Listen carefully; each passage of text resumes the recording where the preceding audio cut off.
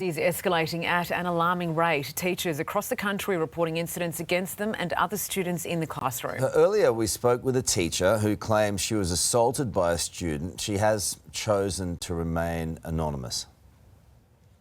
And then I said, I need you to move completely out of the way so that I can open the door. And I had my hand on the door.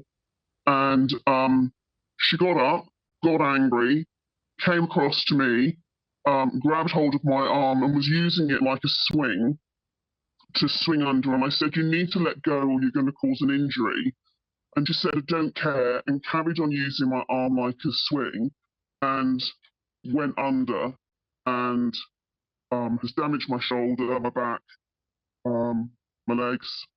And so she really didn't care. I was completely unsafe. I knew I was unsafe, and that was part of the problem. So That's horrible. To discuss, we're joined by former secondary school principal Tracy Tully in Brisbane. Tracy, good morning to you. I mean, that account is shocking.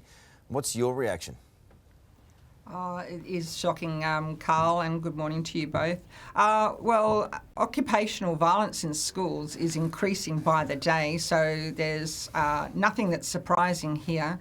And the biggest problem is that I'm hearing teachers advise me that they're being assaulted physically up to about 12 times a year, which is causing them to take on work cover claims. So it's the spike is real and it's dangerous, and they've become first responders, teachers. It's not a safe environment at all, and the government's losing control on supporting the safety of teachers in schools. Yeah, that spike you mentioned there, Tracy, is seriously alarming. I mean, what do you think is leading to this rise in violence we're seeing in schools?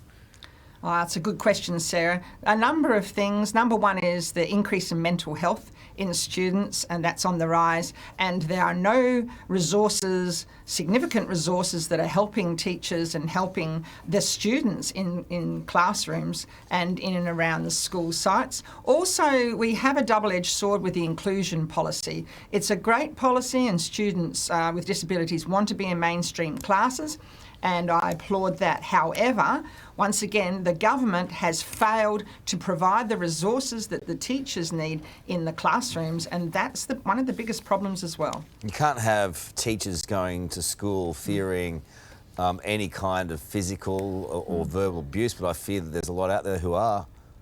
Most definitely. And one of the things that we could do immediately, if the government chose to really help, was allow the NDIS support workers for these students to come into the school and sit with those students and be there to support them, rather than the kids not having anyone at all to help them.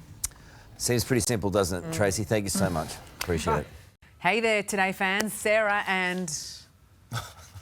What's my name again? Oh my goodness, Carl. Hey, thanks for watching our YouTube channel, though. Subscribe now for more news, special reports and amazing Aussie stories. And Carl misbehaving, Whoa, of course. That never happens. Always happens. What's she talking about?